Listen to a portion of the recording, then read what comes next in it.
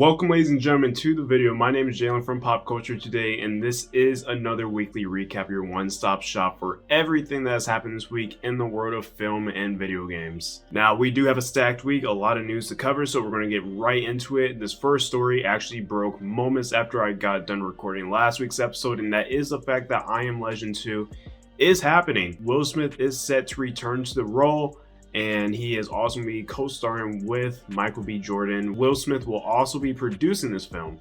Now, a few questions arise. The big question is, how much of a role will Will Smith actually have? It does say that he will be starring in this film.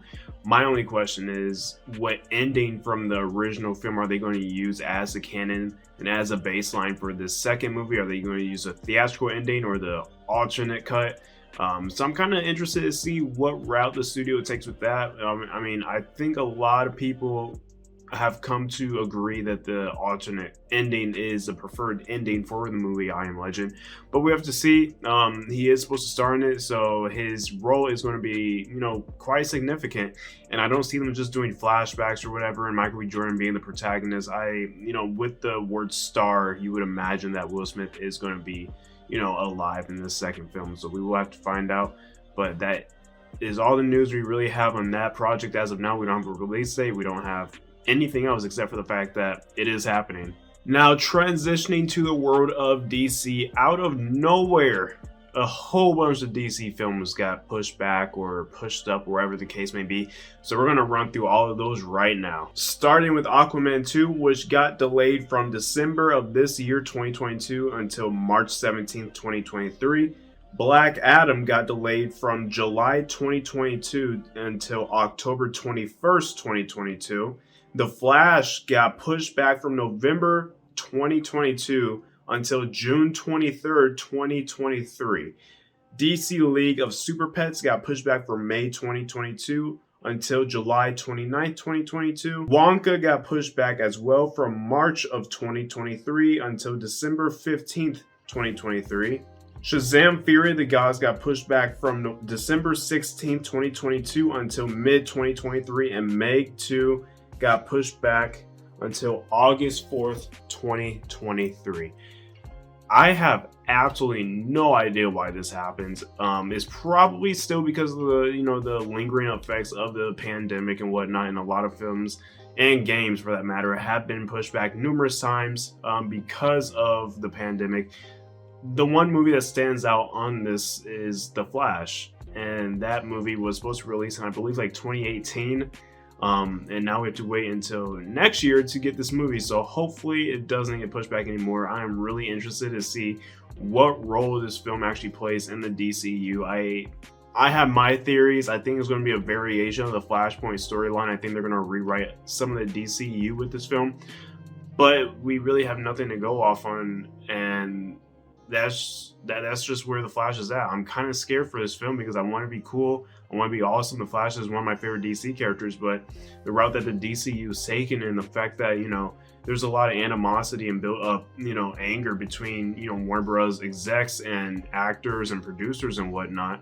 I just don't have a lot of faith for the DCU anymore, and this is coming from a huge DC fan. I love DC more than Marvel, but I have to give it to Marvel. They have kicked a lot of butt regarding the MCU compared to the DCU, so I want DC to do good, but this could be good news. It could also be, warning signs. I feel as if pushing a film back or pushing a game back can be good as long as that, project is being worked on to its maximum extent, and just a lot of passion and, hard work and dedication is going into it.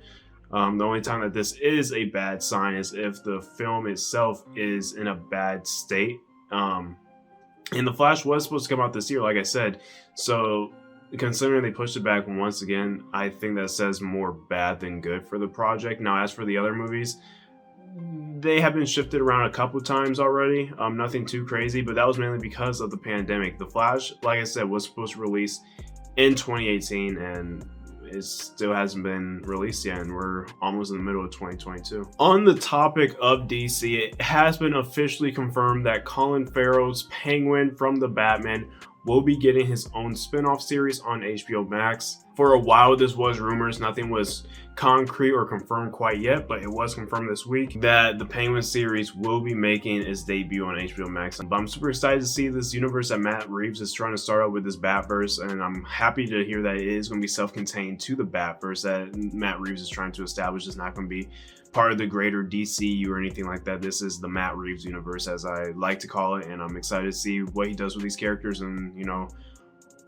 characters that have yet to be brought on to the spotlight in his universe. I can't wait to see who he brings into his universe, and I'm just really looking forward to something new and a fresh take on the Batman characters and the Rogues Gallery and stuff like that. So it's gonna be awesome. Moving along in the world of streaming, we got the first trailer for the Obi Wan Kenobi series hitting Disney Plus on May 25th. I actually haven't seen this trailer yet. However, we did get the trailer for the Kenobi series. I am super excited for this project. I love Ewan McGregor as Obi Wan Kenobi. Hayden Christensen is also returning as Anakin Skywalker, or I guess I should say Darth Vader. And I'm just really excited to see where this goes. I wasn't a huge fan of the Boba Fett series. I loved Mandalorian, and I hope this treads more of the same water as the Mandalorian as far as how much I enjoyed it. Boba Fett was just a little stale. I felt like it wasn't a story I really needed. I felt like a lot of the characters was, just there. They really didn't play a huge role, like Cad Bane. I just feel like it was kind of shoehorned in just to be made, and I feel like it didn't play a huge role in the greater Star Wars story. But I'm super excited to see where they take Obi-Wan Kenobi's story in the series, because this is like 20 years, almost 20 years of time between episode 3 and episode 4. And I want to see what he was up to. I want to see, his love interest. I want to see what type of conflicts he was dealing with, even after losing his best friend that was Anakin. So I'm really excited to see what they do with the story and where it goes.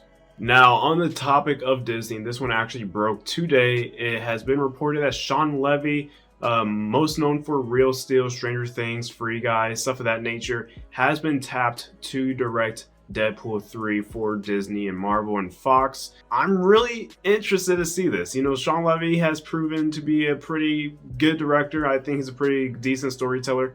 And this is also off of the news that Real Steel 2 or some sort of Real Steel project is also being in the works, and Sean Levy is going to be behind that as well.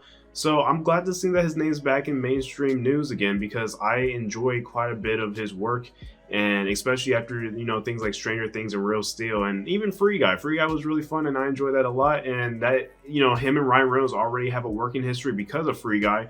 I'm really excited to see, Sean Levy, go this more R-rated route, because now that I think about it, I don't think I've really ever seen anything too R-rated from Sean Levy. I bet he's done stuff, but nothing really comes to mind. I've always, seen the more kid-friendly stuff from him. So I'm really excited to see, him really tap into his more like messed up side, because Deadpool is a character that, is going to be R-rated, and I'm excited to see, Disney actually go forth with this and say, okay, you guys want R-rated Deadpool, we're not going to, censor this already great character. So I'm really excited to see what Sean Levy does with this film and this movie. Only time will tell, so we will be tracking this, and I will keep you guys posted on whatever future updates we get on this project. Slightly transitioning over to video game news, it has been reported that a God of War TV show is being worked on at Amazon, or at least Amazon's trying to pick it up. I'm super happy that this is the platform that this is going to be launching on, compared to, Twisted Metal and Peacock. Amazon has proven to release a lot of quality content, even better than Netflix in my opinion in some regard. Man, the High Castle, The Boys, Invincible. Although Invincible is animated, it is still a quality, show that has come out of Amazon. And I'm super excited to see, God of War in live action. I'm not too worried about who's playing him, because we have gotten like live action CG shorts of Kratos. So I'm not too worried about, how he's going to look, who's going to play him. But I'm just interested to see where the story goes. If it's going to be, like The Last of Us for HBO, where it's, a retelling of the first game, or if it's going to follow, the already established canon and, kind of be, a side story to some of the games we have already played in the God of War franchise. I'm really excited to see. As of right now, we don't know who's casted in this. We don't know anything about the story. We have absolutely no idea what this TV show is going to be like. All that we know is that Amazon is, for the most part, trying to pick it up, and I think it's pretty much confirmed that it will be launched on Amazon at some point in the future. Now, earlier this week, it was also reported on that PS5 Pro dev kits were in the wild. A whole bunch of listings were suggesting that these dev kits were being sent out by Sony, and everyone ran with the story that they were for the PS5 and the PS5 Pro and the PS5 Slim and PS5 this and PS5 that. I'm gonna say this right now. It was not for any variation of the PS5. The PS5 is not even 2 years into its life cycle. They are 100% working on some sort of modification for the PS5, but they're not sending out dev kits. I think that this generation of consoles, especially for PlayStation, is going to be a lot similar to what it was like on the PS3 generation, where the hardware stayed the same, but it just got smaller and more compact. You didn't see a PS4 Pro equivalent of the PS3. The PS3 was the PS3, and you had the Slim and the Super Slim. It just got smaller. It was the same exact console. It just got smaller. I think the PS5 will have a similar life cycle where the hardware stays pretty much the same. It's just going to get smaller and smaller and smaller because this thing is a beast behind me. It's pretty big. It's almost as big as my monitor. And I just don't see them, trying to push out a Pro. Now, as to what this most likely was, instead of it being a PS5 Pro like all the news sources ran with for whatever reason, it's obvious. PSVR 2 is on the verge of release. Rumor has it that it's supposed to come out by the end of this year. We just got a little bit more news recently about PSVR 2. Studios are going to start making games for this hardware, and you're going to have to put it out there in the wild. Devs are going to have to, play with it, see what they can do with it, see what type of games they can make with it. That's definitely what these dev kits are. It's not for any variation of the PS5. It's definitely for PSVR 2, as that is supposed to be releasing later this year. So be very careful when you read these type of articles from these, news sites, because they are going to be very clickbaity. And at least me, I'm going to be real with you. I'm going to be straightforward. I try not to, get super excited when I see an article like that, because that was clearly false and just misinformation. This is clearly for PSVR 2. Devs are going to start working with this hardware, and we'll probably see even more dev kits floating around. Pretty soon we might even see pictures of the PSVR 2 in the hands of developers and publishers, because they are floating around.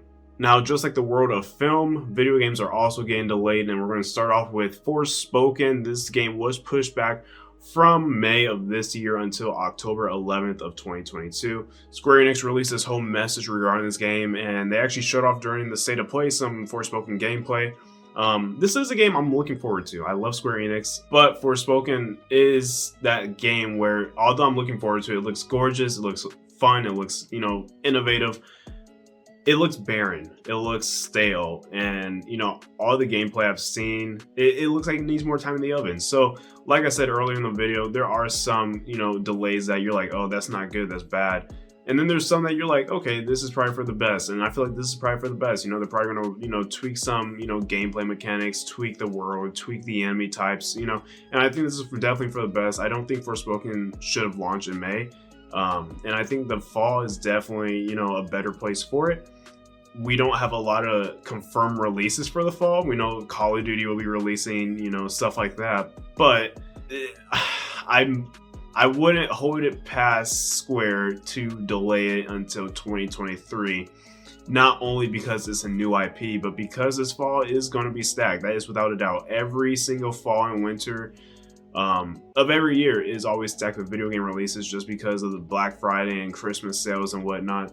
So I wouldn't be surprised if this game is delayed again, but as of right now, it is slated for October 11th of this year. Staying in the month of October, it was also confirmed that DC's Gotham Knights has gotten its first official release date. That will be October 25th, 2022. I am looking forward to this game. It looks so much fun. It looks like, Destiny mixed with DC, and I just... sign me up, dude. Like, I would love to play as a Bat family with a few friends online, co-op and whatnot. It just looks fun. It doesn't look anything, amazing, or, it doesn't look like it's going to change the gaming landscape, but it just looks like a fun game. I love DC. I love playing games with friends, and this seems like the type of game that I can definitely get behind. So be on the lookout for this game. It comes out October 25th of this year, and I would definitely be checking this out. On to another delayed, Dead Space, which was slated for this year. It has been pushed back to early 2023. No release date, no release month. We just know that it's coming out early 2023, so probably within Q1, Q2 of 2023 if I had to take a wild guess. This game, I you know, I'm excited. I love Dead Space. I'm excited that they're remaking it, you know, especially bringing a newer audience and, you know, the hardware that we have to, you know, put this game on. This game is going to be amazing, without a doubt. It's going to be a visual spectacle. It's going to be horrifying.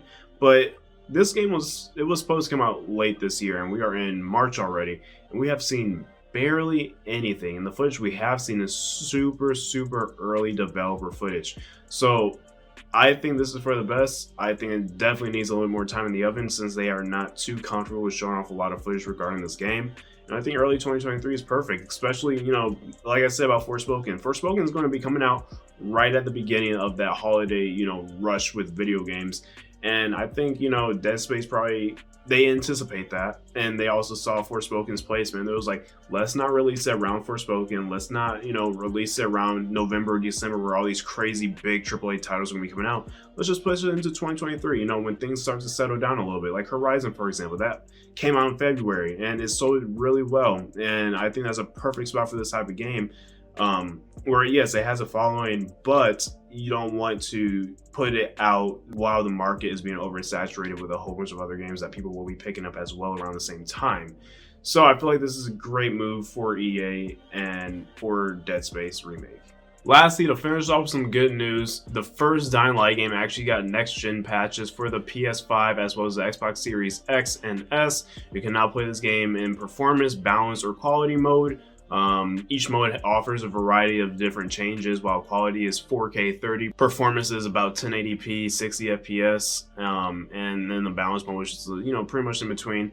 I feel like this is an awesome quality of life update, you know, especially with Dying Light 2 had just released a few months ago. This is awesome. And if there's one thing I can say about Techland is that their support for all their games have been amazing so far, and I'm excited to see what type of support they have going forward with Dying Light 2, because Dying Light came out years ago and they are still releasing DLC for this game. They just recently released DLC for this game a couple months before the second game came out. They just released this next-gen patch for this game. You know, there is a reason why fans love Dying Light, and it's because the developers over at Techland, they have a lot of passion and dedication for this project, and, you know, appreciate the fans a lot, so they're going to keep giving us what we want, and that's, you know, a lot more content and, you know, quality of life improvements such as this one we got this week. But that is going to conclude this video. That is everything that I thought I'd talk about for this week. It was a pretty crazy week as far as news go. A lot of delays, a lot of, you know, things being moved around, some like cool announcements. But let me know what you guys are thinking about all the news from this week. Let me know what you guys are going to be playing this weekend. I hope you guys are having a wonderful Saturday, and let me know what you're looking forward to as far as the world of film and video games. There's a lot of, you know, conversation happening right now. It's a good time to be, you know, into this type of stuff, because as we roll into the spring and summer, we're going to start seeing a lot of cool announcements from all these studios and, you know, whatever the case may be. So I have a lot of hope for some of the things that are going to be coming out of a lot of the studios I follow in the next couple months, because, you know, we're getting to the summer months. It's going to be E3 pretty soon. You know, a lot of awesome announcements are going to be made, so I'm excited. Let me know what you guys are feeling about everything, and I hope you guys are all having a wonderful weekend, and I will see you guys next Saturday with another weekly recap. You guys take it easy.